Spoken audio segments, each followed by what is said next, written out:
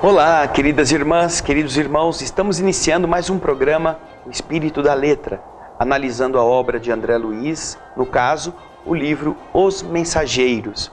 Já fizemos isto com o livro Nosso Lar, que você assistiu e você pode voltar a assistir copiando os arquivos para sua utilização. Agora, o capítulo 12 vai ser o objeto do nosso encontro.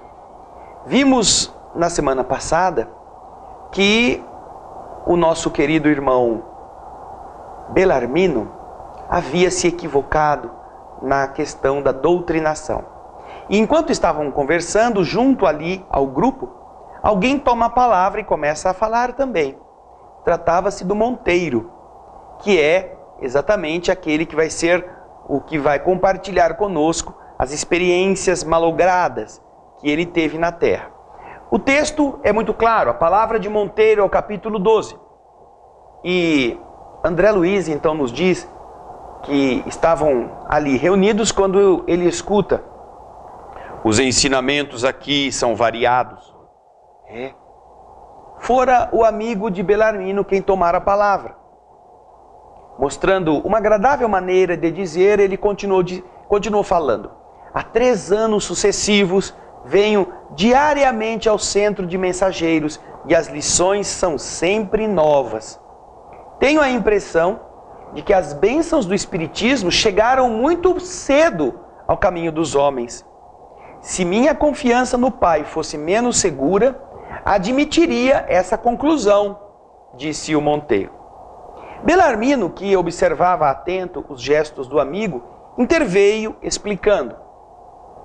O nosso Monteiro tem grande experiência do assunto. Disse Monteiro, experiência não me falta. Também andei às tontas nas semeaduras terrestres. Como sabem, é muito difícil escapar à influência do meio quando estamos em luta na terra, na carne física. São tantas e tamanhas as exigências dos sentidos em relação com o mundo exterior que não escapei igualmente a doloroso desastre. Desastre? Como? Como assim? Outro desastre? Queria o André Luiz saber que desastre era esse. Então, indaguei interessado em solidificar meus conhecimentos e o Monteiro respondeu. Sabe o que é? A multiplicidade dos fenômenos, as singularidades mediúnicas reservam surpresas enormes a qualquer doutrinador que possua mais raciocínios na cabeça do que sentimentos no coração. Em todos os tempos, o vício intelectual pode desviar qualquer trabalhador mais entusiasta que sincero, e foi o que me aconteceu. Depois de ligeira pausa, ele continuou dizendo: não preciso esclarecer que também parti daqui de nosso lar em outro tempo, na missão de entendimento espiritual. Não ia para estimular fenômenos, mas para colaborar na iluminação de companheiros encarnados e desencarnados. Vejam só que é mais um doutrinador, não é?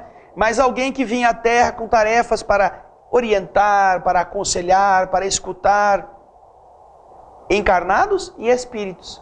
Vejam lá como isso é interessante. O serviço era imenso. Nosso amigo Belarmino Ferreira pôde dar testemunho, porque partimos quase juntos. Recebi todo o auxílio para iniciar minha grande tarefa. E foi inigualável a minha alegria, aquela que me dominava o espírito, quando começaram os primeiros serviços. Minha mãe, que se convertera em minha devotada orientadora, não cabia em si de feliz, de contente. Enorme entusiasmo havia se instalado no meu espírito. Sob meu controle direto estavam alguns médiuns de efeitos físicos, além de outros consagrados à psicografia e à incorporação. E tamanho era o fascínio que este intercâmbio com o invisível exercia sobre mim, que me distraí completamente quanto à essência moral da doutrina. Olha lá, Lá está ele distraído.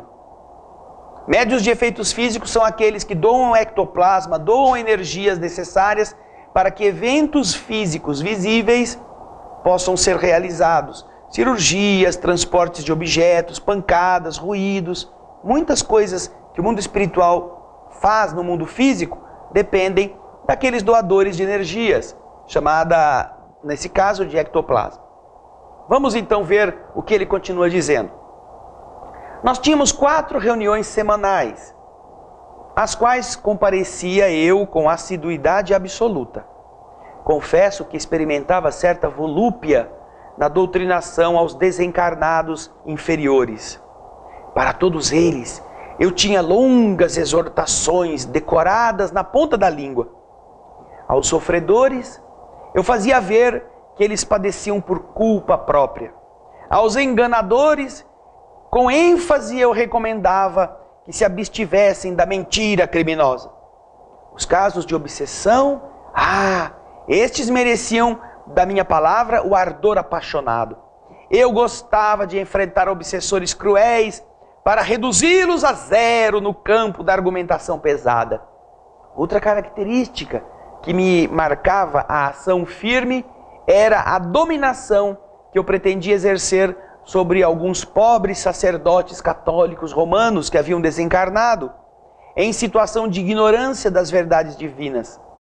Chegava ao cúmulo de estudar com paciência longos trechos das Escrituras, não para pensar sobre eles com entendimento, mas para depois mastigá-los a meu bel prazer e cuspi-los depois nos espíritos perturbados, em plena sessão, com a ideia criminosa da falsa superioridade espiritual. O apego às manifestações exteriores desorientou-me por completo. Acendia luzes para os outros, preferindo, porém, os caminhos escuros e esquecendo a mim mesmo. Tá vendo? Outro que queria falar, que queria educar os outros, que queria ensinar lições morais, mas que fazia isso por orgulho, por vaidade, no esclarecimento. Alguém que não tinha se esclarecido. No próximo bloco, nós vamos continuar aprendendo com Monteiro, capítulo 12 do livro Os Mensageiros. Fique conosco.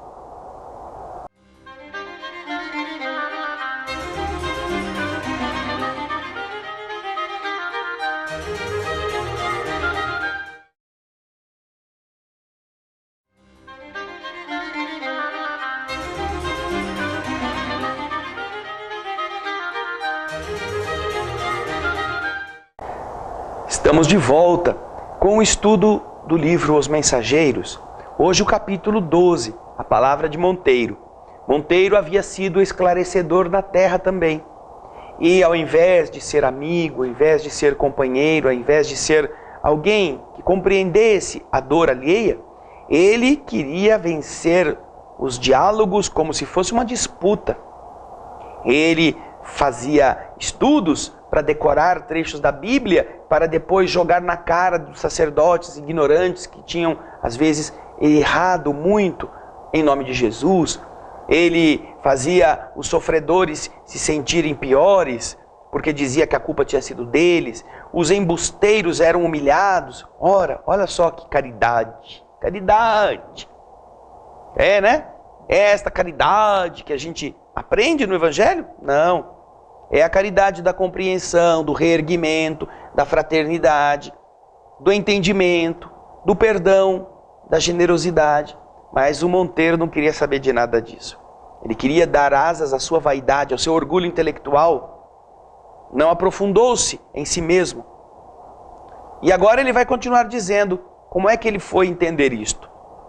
Acompanhe o texto que nós vamos continuar a ler. Somente aqui, de volta, pude verificar a extensão da minha cegueira. Aqui, quando ele diz de volta, é no plano espiritual, depois que ele morreu, não é?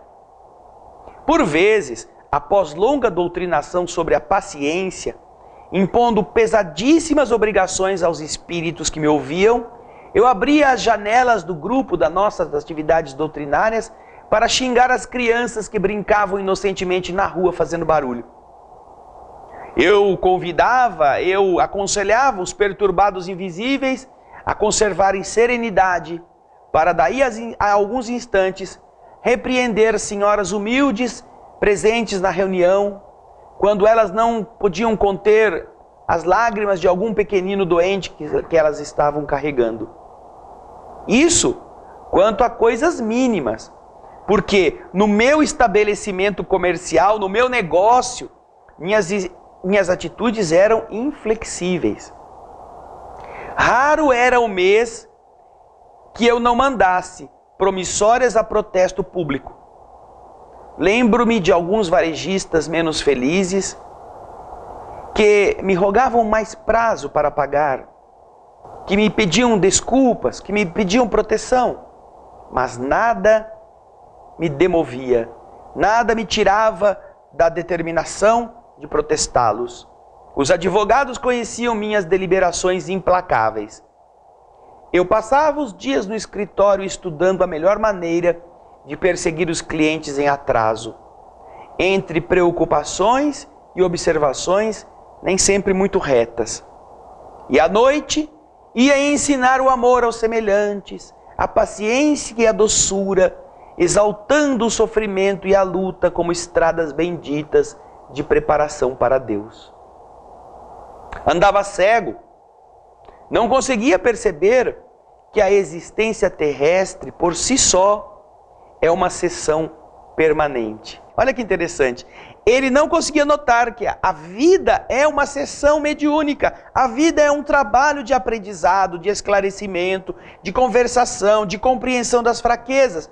Um trabalho diário, um trabalho ininterrupto. Não era só quando eu ia ao centro espírita ser esclarecedor que eu estava em serviço. Quando eu desencarnei, eu vi que a vida era um serviço e eu havia mal servido. Eu talhava o espiritismo à minha maneira. Toda a proteção e garantia para mim e valiosos conselhos para os outros. Além disso, não conseguia retirar a mente dos espetáculos inferiores. Fora das sessões práticas, minha atividade doutrinária consistia em vastíssimos comentários dos fenômenos observados, duelos palavrosos, narrações de acontecimentos insólitos, crítica rigorosa dos médiuns. Veja o que ele fazia fora das reuniões mediúnicas. Depois, então, Monteiro deteve-se um pouquinho, sorriu e continuou dizendo: de desvio em desvio, a angina encontrou-me totalmente distraído da realidade espiritual. A realidade que é a essência. Passei para o lado de cá como um demente necessitado de hospício. Muito tarde eu reconheci que eu havia abusado das sublimes faculdades da palavra, do verbo. Como ensinar sem exemplo? Dirigir sem amor? Entidades perigosas e revoltadas me aguardaram à saída do plano físico. Eu sentia, porém, em mim singular fenômeno. Meu raciocínio pedia socorro de Deus, mas meu sentimento se agarrava a objetivos inferiores. Minha cabeça dirigia-se ao céu em súplica, mas o coração colava-se à terra. Nesse estado triste, eu me vi rodeado de seres malévolos, de espíritos atrasados, que me repetiam longas frases, aquelas frases das nossas sessões. Olha só que interessante, doutrinador, esclarecedor, dialogador, os espíritos que sabem o que nós fazemos na Terra. Agora, depois que Monteiro tinha desencarnado, cercavam-no e repetiam as mesmas frases que ele lhes dizia nos trabalhos. E ele vai agora contar esta peculiaridade. Com atitude irônica, recomendavam-me serenidade, paciência, perdão às faltas alheias. Perguntavam-me igualmente por que eu não me desgarrava do mundo, já estando desencarnado, porque eu ficava preso à terra. Aquilo que o Monteiro falava para as entidades também. Eu vociferei, eu roguei, eu gritei, mas tive de suportar este tormento por muito tempo. Quando os sentimentos de apego à esfera física se atenuaram, a comiseração, a compaixão de alguns bons amigos me trouxe até aqui. Puxa vida, até que enfim, alguns amigos puderam chegar até Monteiro. E agora, no próximo bloco, nós vamos entender a experiência que Monteiro nos conta.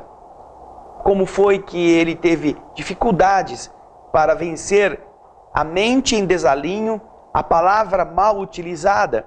E isso, você fica conosco, nós teremos a alegria de terminar este capítulo 12º, ouvindo a palavra de Monteiro. Espero que você esteja apreciando. Vai lendo, vai dando uma lidinha, porque daqui a pouco a gente volta.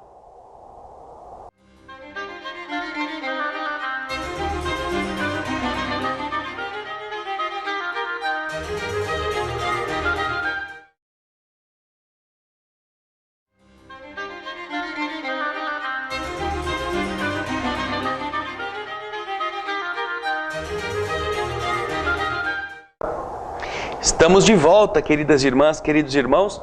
Olha aqui, ó, estudando o livro Os Mensageiros. André Luiz, Chico Xavier, capítulo 12. Quanta riqueza, não é?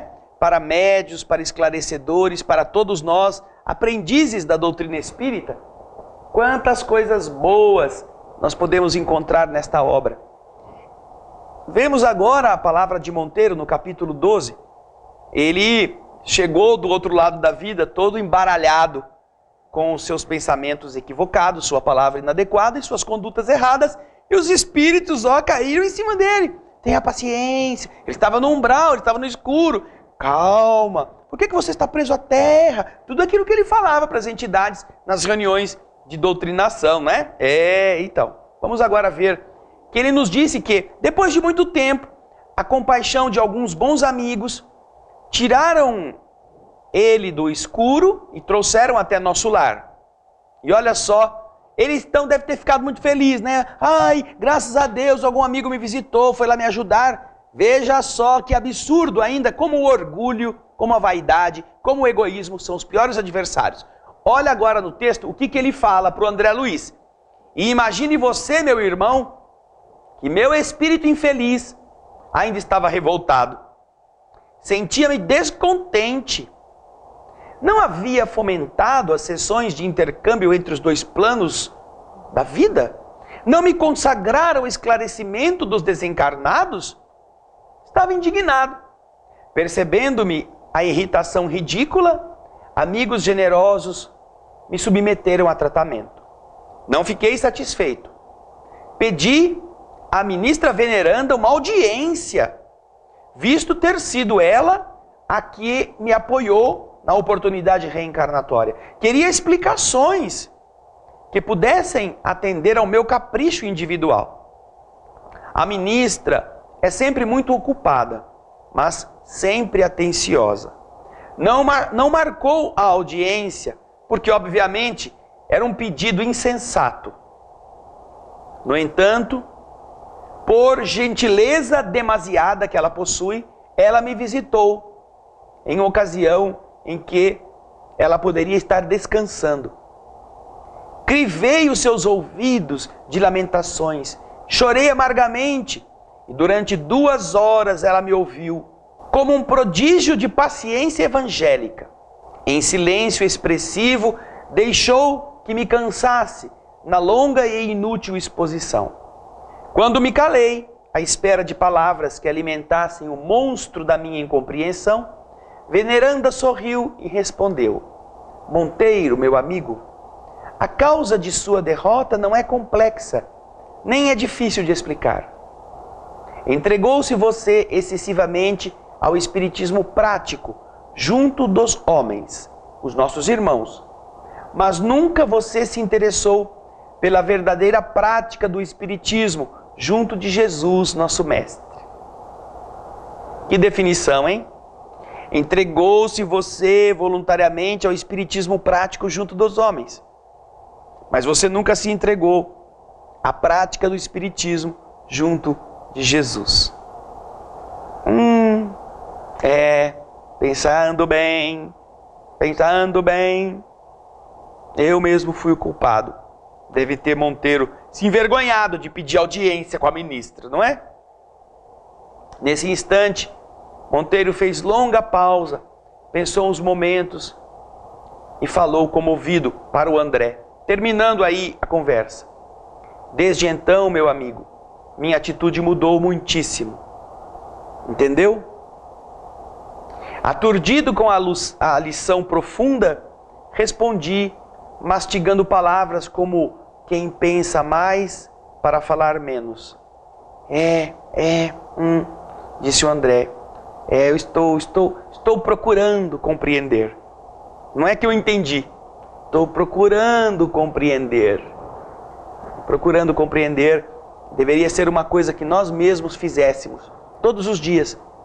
Trabalhar na doutrina espírita, sentir a presença de espíritos, sentir o envolvimento dos que sofrem, entender que eles precisam de uma palavra de amor, de carinho, saber que estas entidades são como nós, criaturas falíveis, criaturas que já erraram bastante, que estão com dores, que carregam a mente cheia de culpas.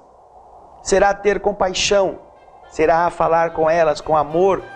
E quando você entender isto, na missão de ser aquele que explica o Evangelho, você verá em cada entidade necessitada um filho.